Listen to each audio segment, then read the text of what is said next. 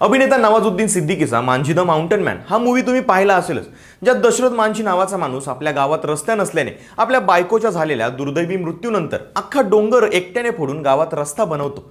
जशी ही गोष्ट रिअल होती तशीच महाराष्ट्राच्या वाशिम जिल्ह्यातली ही आणखी एक रिअल गोष्ट। या भागात पाण्याचा तुटवडा असतोच, शेतकऱ्यांना पाण्यासाठी कायमच भटकंती करावी लागते।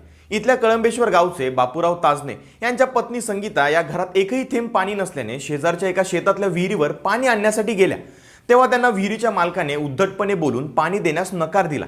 पत्नीचा झालेला हा अपमान ऐकून बापूराव रागावले, पण त्यांनी त्या रागात जाऊन त्या शेतमालकासोबत भांडण्यात आपली एनर्जी वाया घालवली नाही। उलट त्यांनी जिद्दीने घरामागच्या जागेत कुदळ फावडा घेऊन विहीर खोदायला सुरुवात केली। कोणत्याही मदतीशिवाय त्यांनी अवघ्या एका महिन्यात 15 फूट खोल विहीर खोदली आणि फक्त बायकोसाठीच नाही तर अख्ख्या गावासाठी पाणी आणलं। त्यांच्या या जिद्दीचं संपूर्ण गावात कौतुक होतंय। बापूरावांनी यावर प्रतिक्रिया दिली आहे। ते म्हणतात, ही विहीर फक्त आमची नाहीये तर गावातल्या प्रत्येकासाठी ती खुली आहे। आता कोणालाही पाण्यासाठी नाकारलं जाणार नाही। या विहिरीनं लोकांची फक्त पाण्याचीच नाही तर माणुसकीचीही तहान भागली असंच म्हणावं लागेल। काय वाटतं तुम्हाला? कमेंटमध्ये नक्की सांगा आणि अशाच माहितीसाठी लगाव बत्तीला नक्की फॉलो करा।